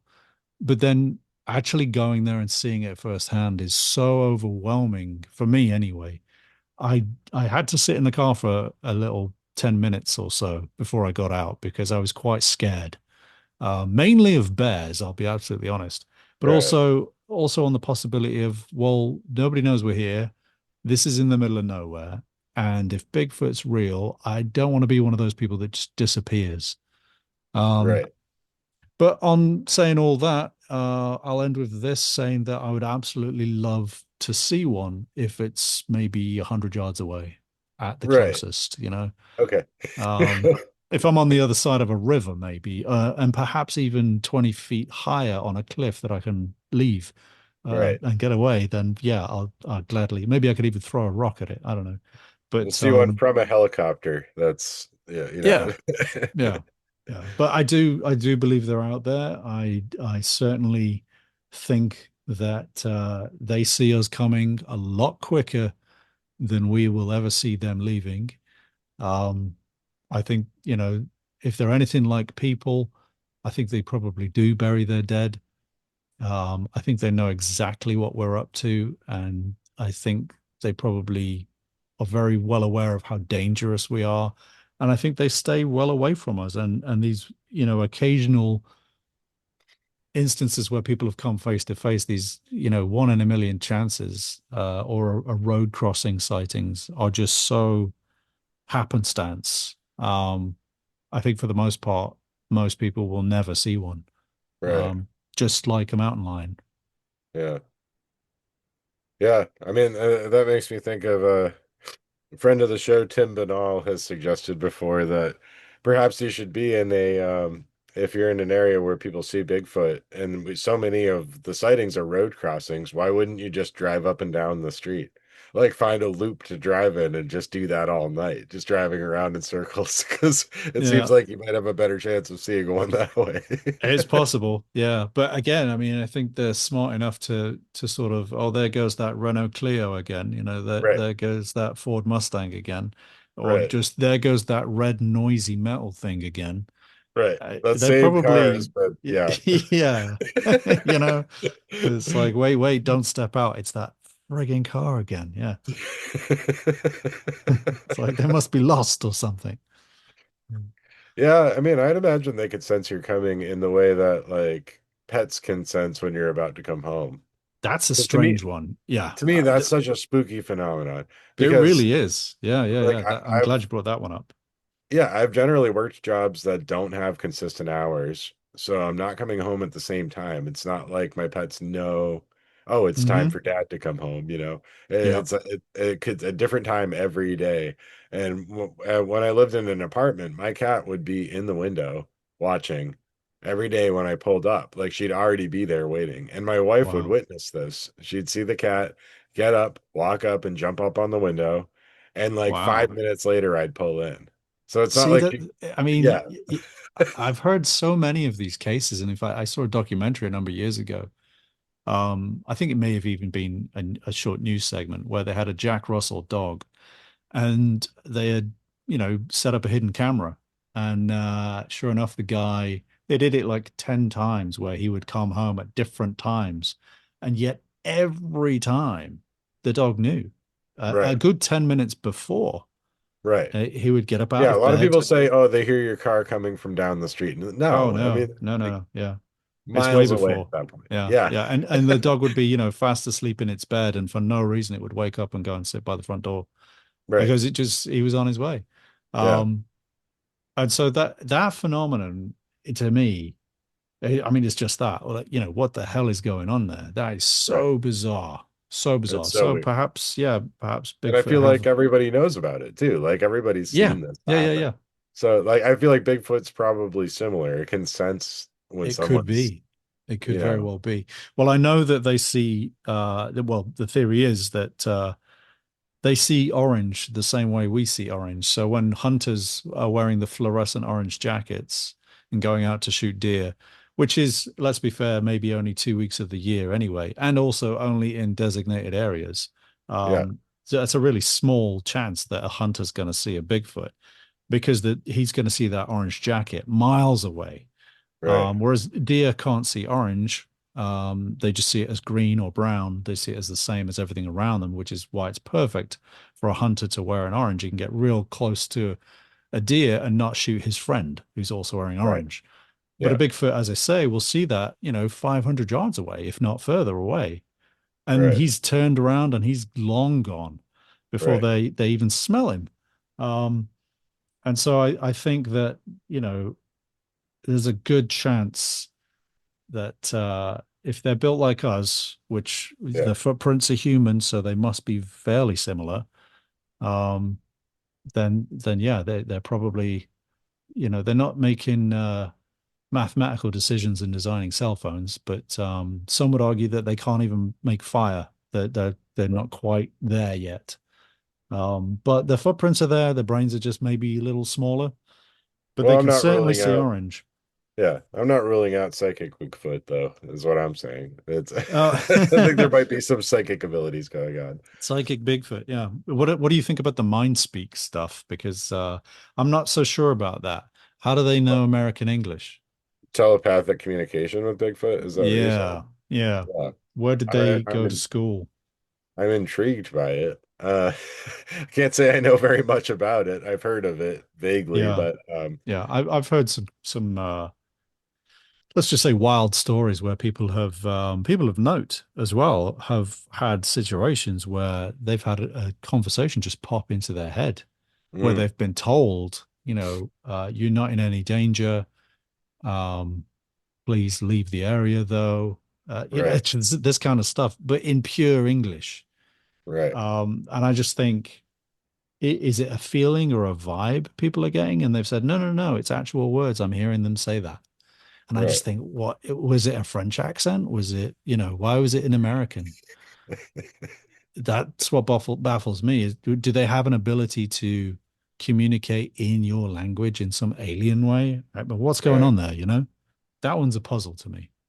Yeah, I don't know. I feel like with telepathy or non-corporeal entities and intelligences, um, I think your mind has a filter that automatically can translate. It It's like could. It could. it's Yeah. like in Yeah. Hitchhiker's Guide, you have a babblefish in your Oh head yeah, yeah, that yeah. automatically translates telepathic messages. Yeah. Yeah. Yeah, But what if it's a sort of a dyslexic Bigfoot or a racist Bigfoot or something that's just doesn't have the ability to string a sentence together in a way we would understand. Maybe it's yeah, what if it says something completely like a psychotic Bigfoot. yeah, just something that's maybe it doesn't mean to be offensive, but maybe it Right. says something that's a little off color. And you just think, excuse me, who's that in my head? You know, Well, I think we're probably all um accidentally offending Bigfoot all the time. It well, probably. probably Yeah, yeah, Bigfoot's I just would sitting in the imagine so. woods over and over again, going, "What the Yeah, these yeah, humans?" I'll tell you, yeah, yeah, absolutely. they're Yeah. Stop broadcasting. singing. Yeah, offensive thoughts are being received all the time out here. It could be. It could be. Yeah. Maybe that's why we never see them. They just think, oh, Jesus Christ, and they leave. They Right. just can't handle being around, listening Yeah. to our thoughts. Yeah. If Well, anything. I mean, you're saying they don't have electronics and may not even be able to make fire, but like maybe I tend to think maybe they've moved beyond the need for any such thing. They're so they're Advanced. Yeah. I mean, they're so spiritually advanced that they don't need the comforts and technology and flashy things. that's true. Yeah. I mean, if you're going to eat raw fish, you don't need fire. And if you're covered in hair, you don't need to stay warm. Right, So, yeah, that makes sense. I mean, that kind of tilts towards the idea of the alien Bigfoot, where people have witnessed them stepping out of UFOs and flying saucers, or stepping right, into them, or being beamed up by them, or being simply in the same proximity of a right. sighting on the same night. It's kind of like that. That's a strange one. Yeah, it's like the Stan Gordon stuff, the Well, I Chestnut mean, Ridge that's the formation. best Yeah, known one. Yeah, the yeah, the yeah. Chestnut Ridge incident. That whole thing is just bizarre because yeah, it all sort of seemed to happen at the same time, UFOs and Bigfoot. Are they aliens? Are they just hanging around? Right. Are they Well, are friends? UFOs aliens is the other question too. So, Yeah, that could, maybe they're not from another planet, or yeah. maybe they're not even from another dimension. Maybe the Bigfoots live under the ocean. There you go. Yeah. The psychic Atlantean Bigfoots. That's it. That's your next book. There Yeah. you go. That's the title of your next book and the subject. Yeah. 700 words. Yeah, I'll have you do the cover for me. Perfect. There we go. I can see it now in my mind Right. because I have that ability, whereas other Excellent. people don't. Yeah. Right. Yeah. I can also picture it. Yeah. That's Fantastic. all It's a right. deal. Yeah, I don't think I've stumbled across anything that's in your drawer, unfortunately. Speaking of psychic abilities, but Okay. Yeah. Yeah. Well, we can work on that. We can yeah, talk again. that means we'll have to talk again sometime. Yeah, well, yeah, I'll have to have you Exactly. back. So, yeah. In the meantime, where can my listeners find you and keep up with Um, your work? Thanks. Yeah. I mean, it's been great chatting to you finally. Yeah, there's a lot of things to think about here. So thanks for that. Great. If anyone wants to see more of my artwork or listen to me ramble while I draw live, because I'll talk about monsters and things while I'm drawing. It's a fun place to come and hang out. I'm also on Twitch, twitch.tv and / Mister Sam Shearon. But you can find everything linked, all the social media, Instagram, Patreon, Facebook, you name it, on MrSamShearon.com. Um, and Mister's spelled as the word Mister, Sam Shearon, Shearon. And yeah, you could find print stores on there, Christmas cards that I sell as well, playing cards. Come and check it out. Excellent. Yeah, I do highly recommend Sam's work here. Go check it out, definitely. And thanks so much for coming on. And this has been long overdue. Can't believe we haven't spoken before, but Yeah, we'll have I'm to sure do it we will again. again. Yes. Yeah. All right. Well, thanks so much again, and we'll talk soon. Good night.